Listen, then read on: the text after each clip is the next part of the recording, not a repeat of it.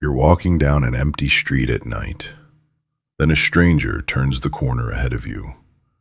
Your pace changes. You don't decide this. Your legs just move faster, and you've never once asked why. The easy answer is fear, danger, self-preservation. But that's not quite it. Most of the strangers who make you speed up are not dangerous at all. They're just unfamiliar. And your body cannot tell the difference between unfamiliar and unsafe. Why would it need to? To understand this, you have to go back. Not centuries, hundreds of thousands of years. Long before cities, before roads, before locked doors. Your ancestors lived in small bands. Anthropologist Robin Dunbar spent years studying the size of these groups, and he found something remarkable. Human social circles naturally capped out around 150 people. Not 150,000, not even 1,500, 150. That was the entire social universe for most of human history. Think about what that means. Everyone you knew, you actually knew. Their face, their walk, their smell even, at close range. There was no such thing as a stranger who was simply passing through. If a new face appeared in that world, it meant one of two things. Either they were joining your group, which was rare and required negotiation, or they were a threat, sizing up your territory, your food, your women, your children. There was no neutral option. A stranger was data, and unresolved data was danger. So your brain built a shortcut. It had to. There wasn't time to calmly evaluate every new face against a mental database of intentions. The shortcut was simple. Unknown plus close equals alert. That shortcut didn't fade when villages became towns. It didn't fade when towns became cities of 8 million strangers. It's still running, right now. Every time you pass someone you don't know. Here's where it gets specific. In the 1960s, an anthropologist named Edward T. Hall began mapping something he called personal space. He wasn't guessing, he measured it. Hall found that humans operate within distinct zones around the body, and each zone has a different emotional temperature. Intimate distance, reserved for the closest people in your life. Personal distance, for friends and casual conversation.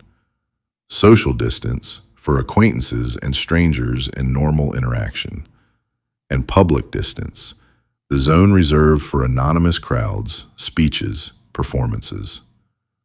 What happens when a stranger breaches social distance and steps toward personal distance without invitation? Your nervous system reads it as a violation. Not politely, immediately. Your heart rate can shift before you've consciously registered why. Have you ever felt someone standing slightly too close in an elevator and felt your whole body tense before your mind caught up to the reason? That tension isn't overreaction. It's ancient software doing exactly what it was built to do. Now add movement. A stranger standing still is one kind of signal. A stranger walking toward you, closing distance, changing your zones without permission, is a much louder one. Your walking speed increases because your ancestors' walking speed increasing once meant the difference between staying safe and staying exposed. The ones who sped up when uncertainty rose passed on that instinct. The ones who didn't sometimes didn't get the chance to pass on anything at all. But it isn't only about physical safety. There's a second layer to this, and it's more about mental exhaustion than fear. Psychologist Daniel Kahneman spent decades studying how the mind allocates attention, and one of his central findings was this: vigilance is expensive. Actively monitoring another person, tracking their movements, predicting their intentions, holding uncertainty in your head, all of it draws on limited mental resources. Kahneman described two systems of thinking, one fast and automatic, one slow and effortful. Evaluating a stranger doesn't stay in the fast lane for long. It pulls you toward the slow, effortful system, even if only for a second or two. Now imagine walking past 50 strangers on a busy street. 50 small bursts of unconscious evaluation. 50 tiny withdrawals from your mental battery. Is it any wonder that a walk through a crowded city can leave you more tired than a walk through an empty forest, even if the forest is longer? Speeding up past a stranger isn't just an instinct to escape threat. It's also an instinct to end the evaluation faster. The sooner the stranger is behind you, the sooner your brain can stop spending resources on them.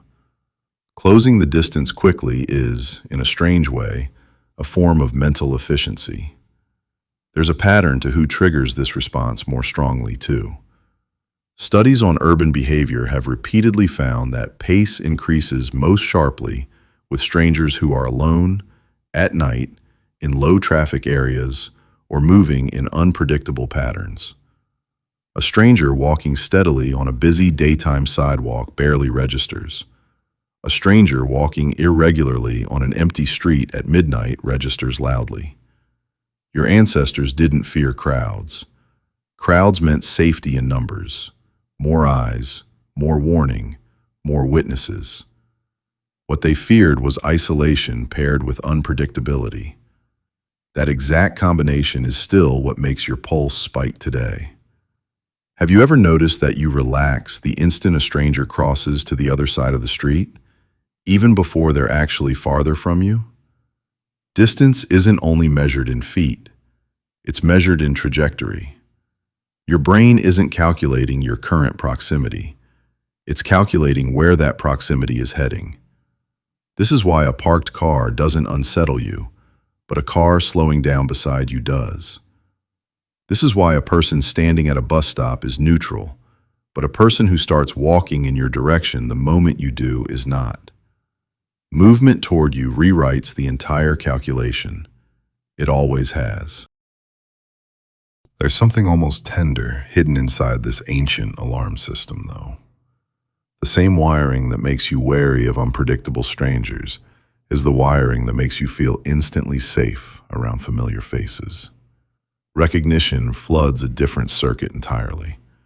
It's why running into someone you know, even someone you don't particularly like, can feel like relief in an unfamiliar place. Familiarity was never really about affection. It was about predictability. A known face was a solved equation. An unknown face was homework your brain didn't ask for and couldn't put down. Modern life has scrambled the math without updating the software. You now pass more strangers in a single subway ride than your ancestors would have encountered in years. Every one of them still gets quietly, briefly evaluated. Every one of them still nudges your walking pace, your grip on your bag, your choice to glance at your phone or keep your eyes up. None of this is paranoia. It's inheritance.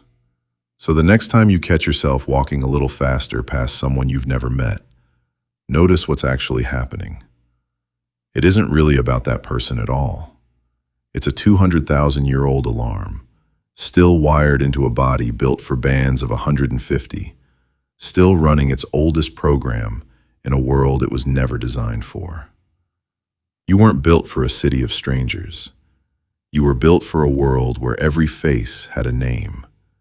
And some part of you is still, quietly, trying to get back there, one hurried step at a time.